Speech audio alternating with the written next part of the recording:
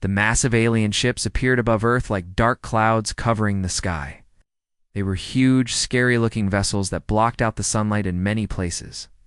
Admiral Kixrith stood on the bridge of his biggest warship, looking down at the blue and green planet below him.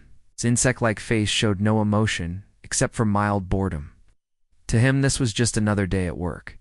The Admiral had done this exact same thing 847 times before. He would arrive at a planet, demand surrender, and within hours the scared aliens below would give up without a fight.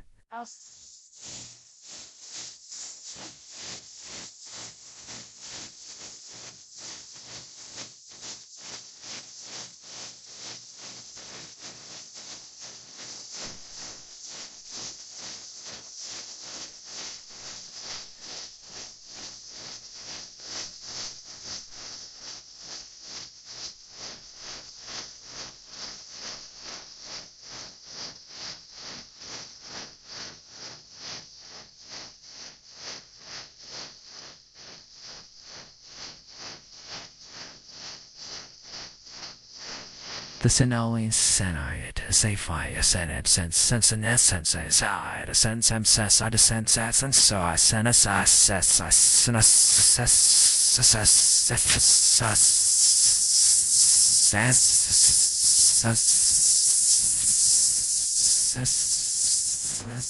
Send them our usual message, Kixrith told his crew, sounding like someone ordering coffee rather than threatening an entire planet. His voice echoed through the bridge as his officers prepared the communication systems. The message that went out to Earth was simple and terrifying. Every radio, television, internet connection on the planet suddenly carried the same alien voice. People of the third planet from your sun, you have been chosen to join the Velteron Empire. You have 1 day to surrender completely, or we will destroy everything on your world. Most people on Earth panicked when they heard this message. Cities went into chaos, governments held emergency meetings, and millions of people didn't know what to do. But the official response came from a place no one expected. In a small government office that looked like any boring workplace. A woman named Hyensu Park sat calmly at her desk. She was in her 50s with gray streaks in her black hair and the kind of face that showed she smiled often. Her desk had family photos, a coffee mug, and a simple nameplate that said Diplomatic Liaison.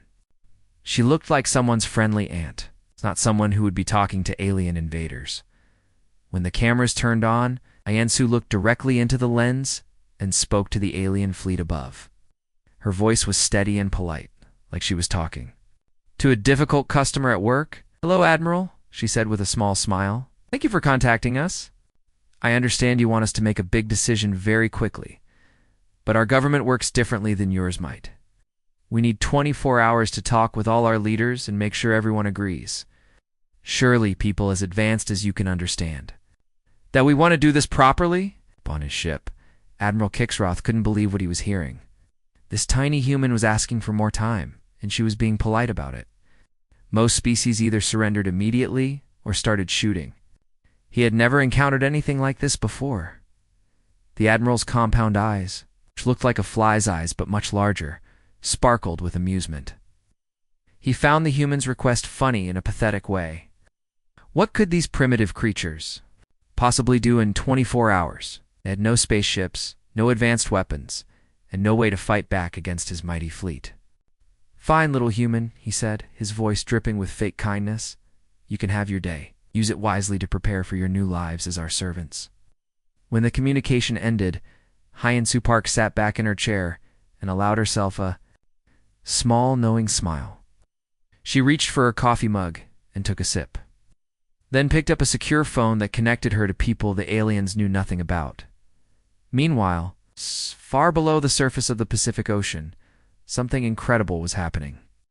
At depths where the pressure would crush any normal submarine, where sunlight had never reached, mysterious readings began appearing on seismic monitoring stations around the world.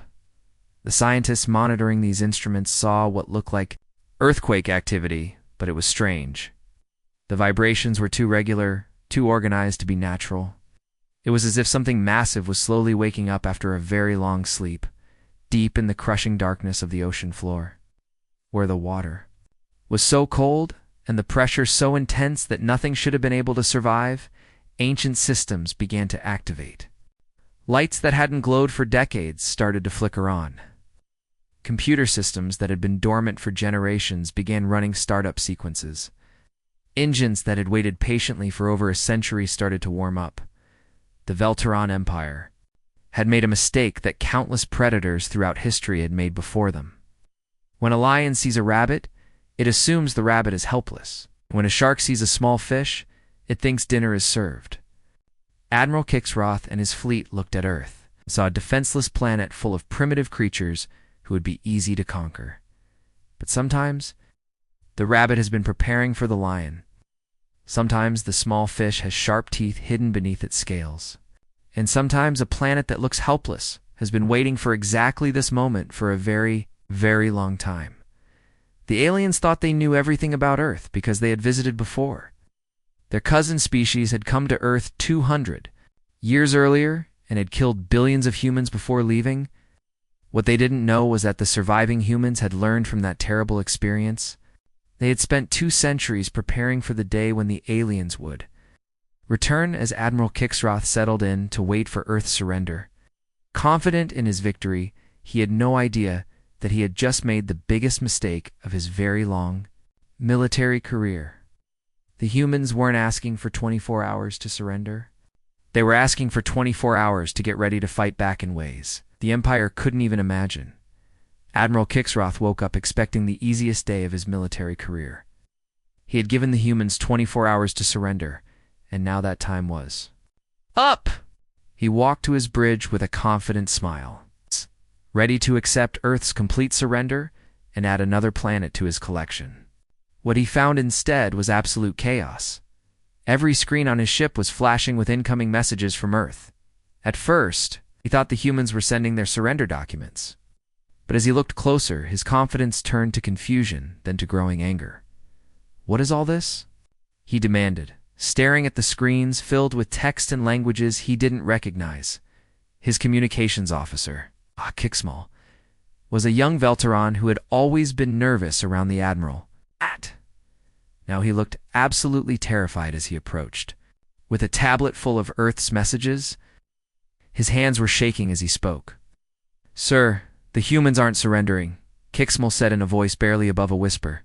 "They're sending us paperwork. Lots and lots of paperwork." "Paperwork?" Admiral Kixroth's voice rose dangerously. "What kind of paperwork?" Kixmal scrolled through the endless list on his tablet, his compound eyes growing wider with each item. "Insurance forms, sir. They want us to fill out insurance claims for any damage we might cause to their planet. Environmental impact studies, visitor visa applications for every member of our crew, trade permits, cultural exchange agreements, parking permits for our ships. They even sent us forms for atmospheric entry violations." The Admiral's mandibles began clicking rapidly, which was a sign he was getting very angry. "This is ridiculous. We're a conquest fleet, not tourists. Ignore all of this primitive nonsense." But ignoring the paperwork turned out to be impossible. Somehow Earth's communication systems had connected with their ship computers. Every screen on every ship in the fleet was now displaying forms that needed to be filled out. The forms were written in dozens of different Earth languages, with instructions that seemed to contradict each other on purpose. The Velteran Empire's computers were some of the most advanced in the galaxy. They could calculate the trajectory of 1,000,000 missiles simultaneously and plan the conquest of entire star systems. But they had never encountered anything like Earth's bureaucracy. The ship's artificial intelligence systems started making weird noises and displaying error messages as they tried to process forms that seemed designed by crazy people. "Sir," called out the ship's chief engineer, "our main computers are overheating. We're trying to translate a form that asks for our ship's emotional support documentation and our crew's dietary preferences for potential imprisonment." Before Admiral Kixroth could respond, a cheerful voice came through the communication system. It belonged to a human woman who sounded like she was enjoying herself far too much. "Good morning, Admiral Kixroth. This is Captain Bjorn Kim from Earth's Diplomatic Compliance Department. I hope you're having a wonderful day." The Admiral ground his teeth.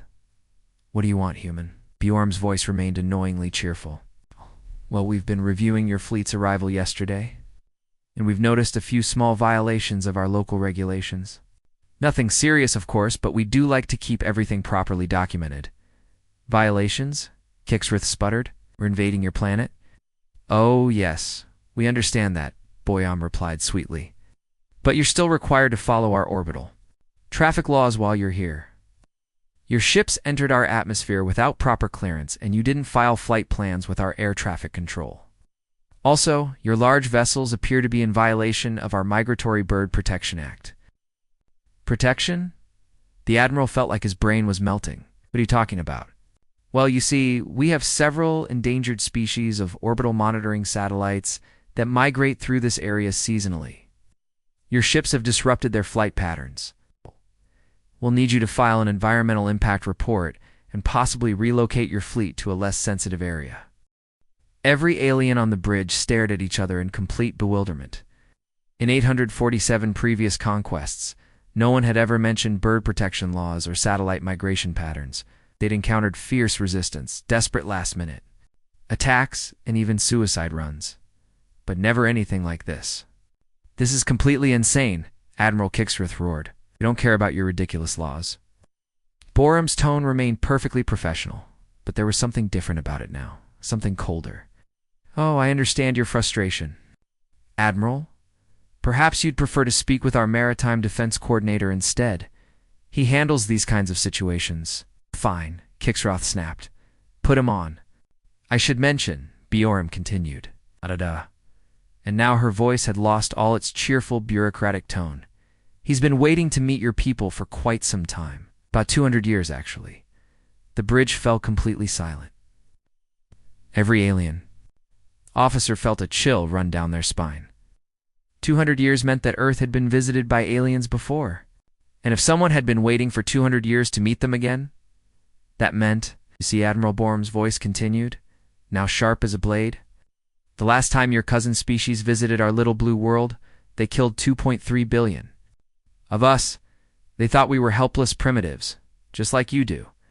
They learned too late that they were wrong. Admiral Kixrith felt his legs go weak. His species had told stories about the expedition that had visited Earth 2 centuries ago. It was supposed to have been a simple conquest, but the entire fleet had disappeared without a trace. The Empire had assumed the humans had somehow gotten lucky. We've been preparing for your return ever since, Bjorn continued. Every single day for 200 years we've been getting ready for this conversation. So while you're deciding whether to fill out our paperwork, you might want to consider that we've had plenty of time to plan our response to your arrival. The screens around the bridge began showing new messages. These weren't bureaucratic forms anymore. They were technical specifications, weapon designs, and strategic analyses that made Admiral Kixreth's blood run cold. The humans had been studying Velteran technology for 2 centuries, learning every weakness and vulnerability. Now then, Bjorn said, her voice returning to its cheerful, bureaucratic tone. Would you like to continue with the paperwork, or shall I transfer you to our Maritime Defense Coordinator? I should warn you, though, he's not nearly as patient as our Diplomatic Compliance Department. Admiral Kixroth realized that in all his years of conquest, he had never encountered an enemy quite like this. The humans weren't fighting with weapons or threats. They were fighting with patience, preparation, and a bureaucracy so complex it could drive an advanced AI insane. And somewhere in Earth's oceans, something that had been waiting for 200 years was finally ready to introduce itself. The ocean began to shake. At first, it looked like a normal earthquake under the Pacific. Waves started forming in strange patterns, and the water began to bubble and foam in places where it should have been calm.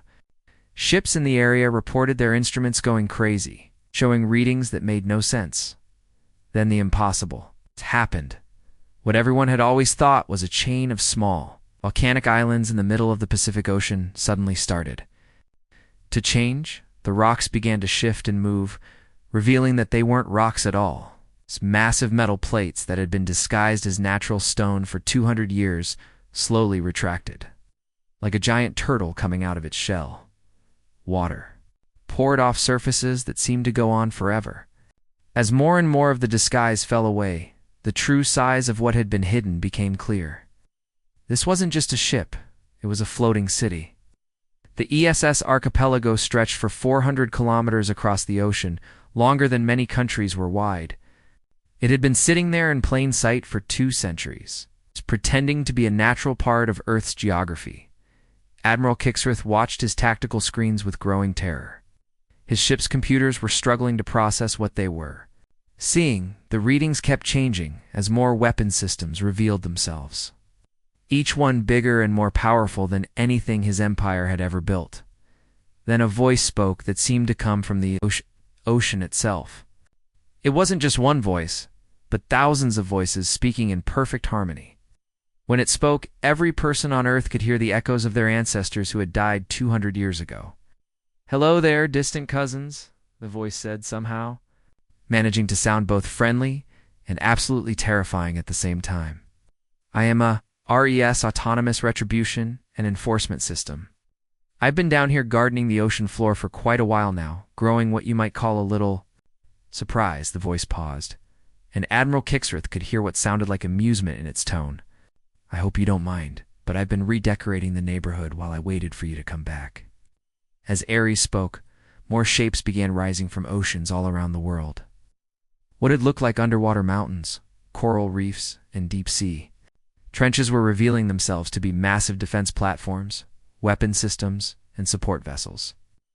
Earth's oceans had been turned into the largest military base in the galaxy, all hidden in plain sight. "How fascinating," Ares continued. And now its voice took on the calm, educational tone of someone narrating a nature documentary. "Here we can observe the Velteron conquest fleet in its natural habitat, floating approximately 400,000 kilometers above sea level. Notice how they appear completely unaware that they have wandered into the territory of an apex predator." Admiral Kixroth's S-Bridge. Every screen suddenly showed the image of a human man in a military uniform. Commander Donghyun Lee looked to be in his 40s, with calm eyes and the bearing of someone who had been preparing for this moment his entire life. Behind him, holographic displays showed detailed information about every ship in the Velteron fleet. What made Admiral Kixrith's blood run cold was how detailed the information was. Every weak point in his ship's armor was highlighted in red. Every vulnerability in their weapon systems was marked. Every escape route was blocked by weapons platforms that had been waiting patiently for this exact moment.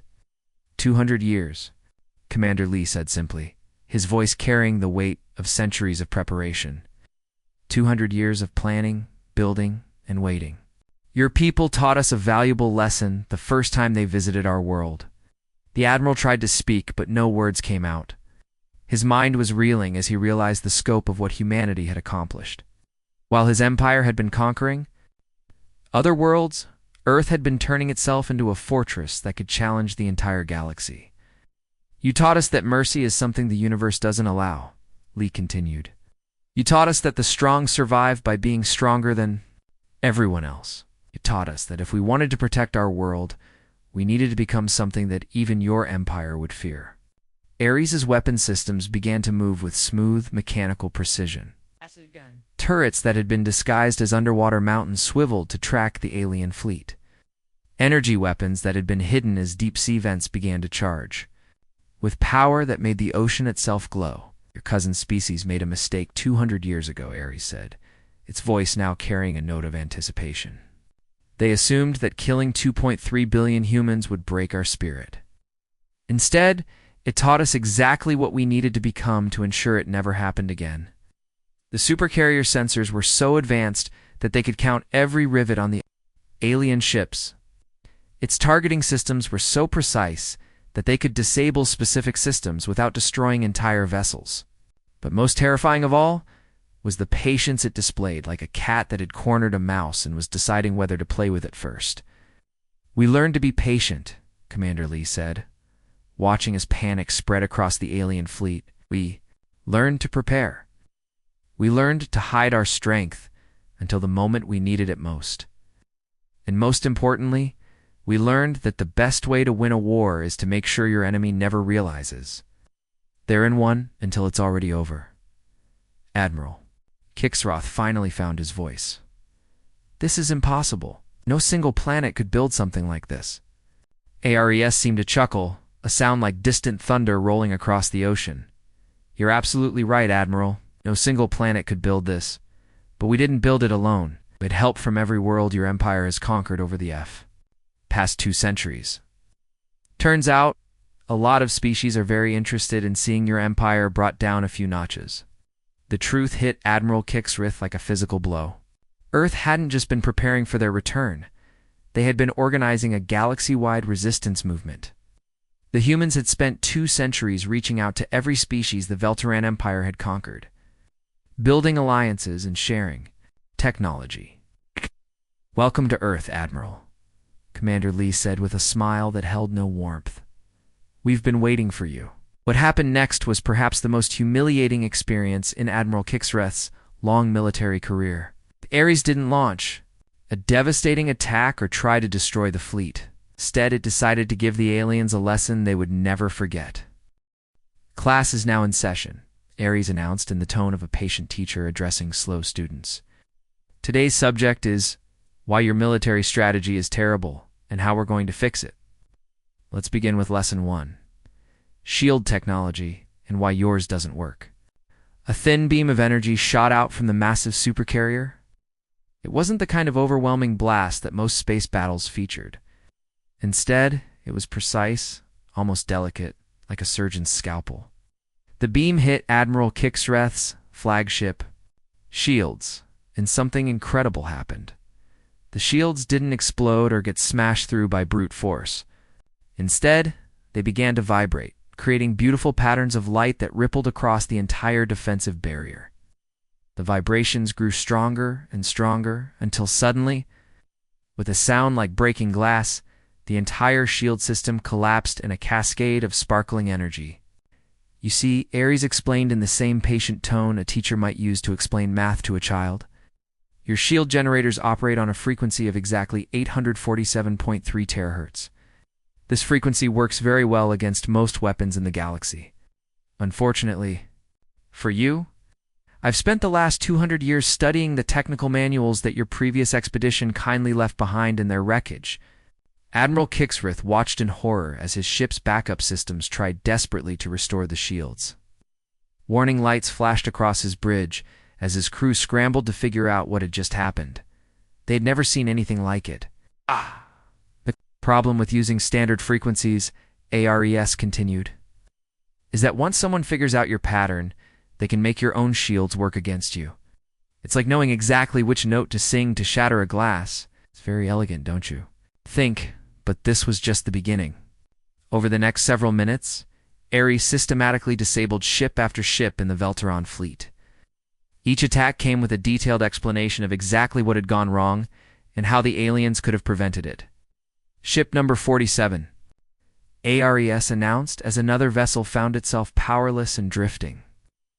Your main weakness is that you rely too heavily on your primary power core.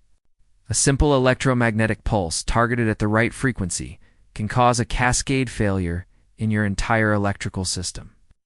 You really should have installed better backup generators. The most frustrating part for Admiral Kixrith was that Ares wasn't even trying to destroy them.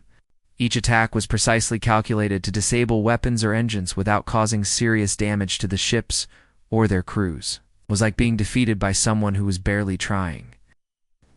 Lesson 17, Ares continued, apparently working through some kind of curriculum it had prepared, strategic positioning, and the importance of not bunching up like frightened children. The AI had somehow managed to take control of every communication system in the fleet. Admiral Kixreth's own screens now showed tactical displays that highlighted exactly what his formation was doing wrong. Red arrows pointed out vulnerable positions, while helpful text explained why his current strategy was doomed to fail. "Notice how your ships are arranged in what you call Formation Delta 7, Ares said, sounding like a professor pointing at a blackboard. This formation works well when you're fighting a smaller, less advanced enemy. However, when facing a superior force, it leaves your command ship exposed to crossfire from multiple angles, specifically from directions 447.8 and 891.2 degrees relative to your current position." As if to prove its point, Warning shots from hidden weapons platforms lit up the space around Admiral Kixroth's flagship, coming from exactly the angles ARES had mentioned. The shots didn't hit the ship, but they came close enough to make everyone on the bridge flinch suddenly. Every screen in the fleet showed the image of a human woman in military uniform. Lieutenant Colonel Sujin Yoon looked to be in her 30s, with sharp eyes and the confident bearing of someone who had studied warfare her entire life. Sitting in what appeared to be the tactical center of the massive supercarrier, surrounded by displays showing real-time information about the alien fleet. "Admiral Kixroth," she said, shaking her head in disappointment. "You're making exactly the same mistakes your predecessors made 200 years ago. Formation Delta 7. Against a numerically superior force? Really, that's basic tactical theory. Any first-year military student could tell you why that's a bad idea." The colonel pulled up a holographic display that showed the battle from 2 centuries ago. "Your cousin species tried the exact same formation when they attacked Earth. It didn't work then, and it's not working now. The definition of insanity is repeating the same failed strategy and expecting different results." Admiral Kixroth felt his face burning with embarrassment. His crew was staring at him, waiting for orders, but what could he do? Every move his fleet made was being predicted and countered by an enemy that seemed to know their tactics better than they did themselves. "The real problem," Lieutenant Colonel Yoon continued, "is that your empire has been using the same military strategies for centuries. You've become lazy because most of your enemies surrender before you have to actually fight them. But we've been studying your methods for 200 years, learning from every battle you've ever fought." Ares took over the commentary again, its artificial voice somehow managing to sound smug. "It's really quite fascinating from a strategic perspective. Your empire's military doctrine was developed to fight enemies who were either less advanced or completely unprepared. You've never had to adapt to fighting someone who knew exactly what you were going to do before you did it." The AI paused, and when it spoke again, there was definitely amusement in its voice. "You're no admiral? Perhaps it's time to consider a career change? I understand that retail work can be quite fulfilling. Customer service skills are always in demand, and the hours are much more reasonable than military conquest." The suggestion that he should quit the military and work in a store was the final insult. Admiral Kixroth had conquered 847 worlds, commanded fleets that had brought entire civilizations to their knees. And now he was being lectured by an artificial intelligence that was treating the obstruction of his fleet like a teaching exercise. But the worst part wasn't the military defeat, it was the patient, condescending way that Earth's defenders explained exactly why everything the Velteron Empire thought it knew about warfare was completely wrong. They weren't just losing the battle, they were being educated on why they deserved to lose. And somewhere in the back of his mind, Admiral Kixroth was beginning to realize that this was probably just the beginning of Earth's demonstration of power. The final chapter of humanity's revenge began to unfold as Admiral Kixroth's defeated fleet hung broken in space, above Earth. What happened next would shake the very foundations of the Velteron Empire and change the course of galactic history forever. Ares. The artificial intelligence that had orchestrated this masterpiece of patience and planning was ready to reveal the true scope of its preparation. The AI's voice suddenly boomed across every communication channel in 847 star systems throughout the galaxy, reaching every corner of the vast Velteron Empire. "Attention, citizens and rulers of the Velteron Empire," Ares announced with what could only be described as satisfaction. "You might be curious about how we managed to coordinate this educational demonstration. Please allow me to show you what it truly means to think ahead." The tactical displays aboard every Velteran ship began lighting up with readings that seemed impossible. Sensors across the Empire detected dozens of massive signatures identical to Earth's Supercarrier archipelago. These enormous vessels were rising from the depths of oceans, lakes, and seas on conquered worlds throughout the Empire's territory. For 200 years, the Velterans had dismissed certain crashed ships as nothing more than refugee vessels that had failed to escape their conquest. These wrecks had been ignored, left to sink into the depths of various worlds' bodies of water. The Empire had assumed they were harmless debris from their victims' failed attempts at evacuation. They had been catastrophically wrong. "Captain Ji-hoon," Nam's voice. crackled through the communication systems from what appeared to be the command bridge of another Earth supercarrier. This massive vessel was emerging from the methane seas of Veltar, Prime itself, the Empire's most heavily defended homeworld. Admiral Kixroth, please meet the ESS Vengeance, Captain Nam said with barely contained amusement.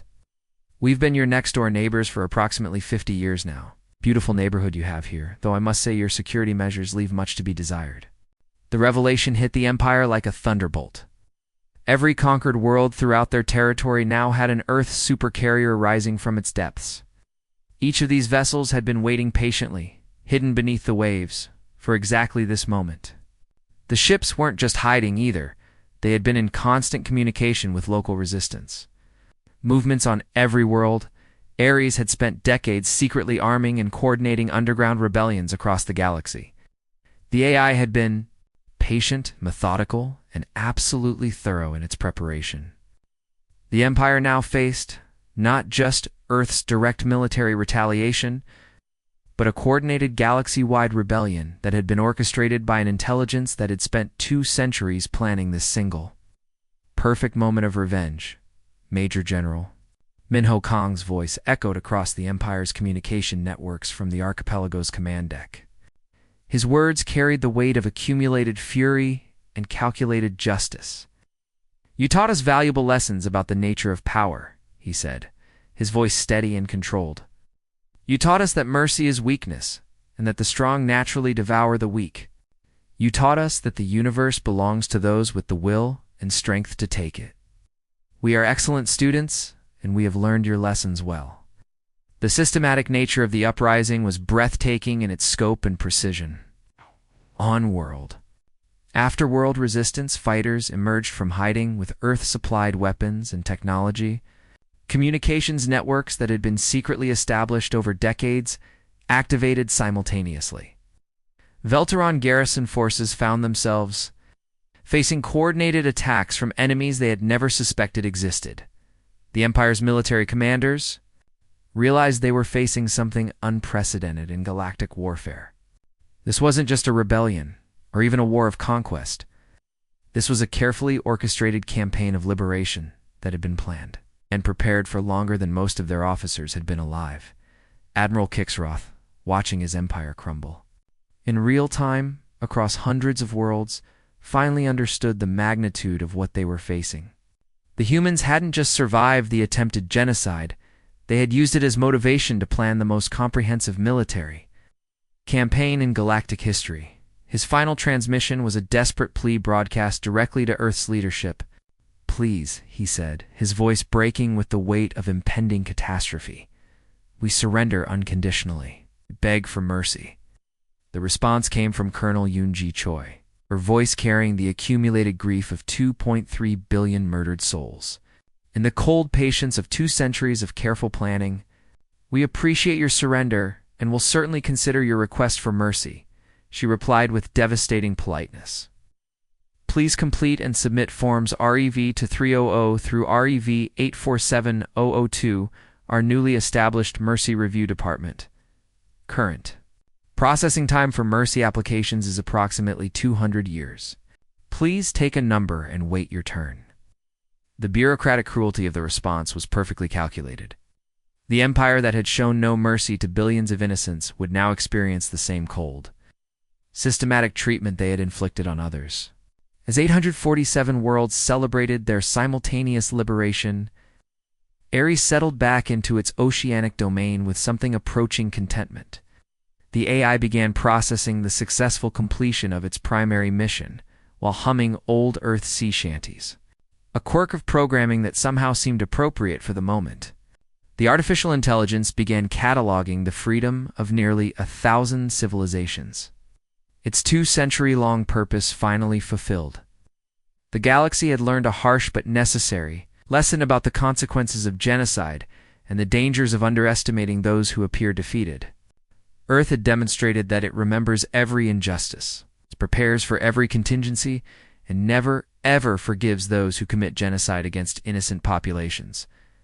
The Veltaran Empire had awakened something they could never have imagined, a patient, methodical force that would reshape the galaxy itself in pursuit of justice.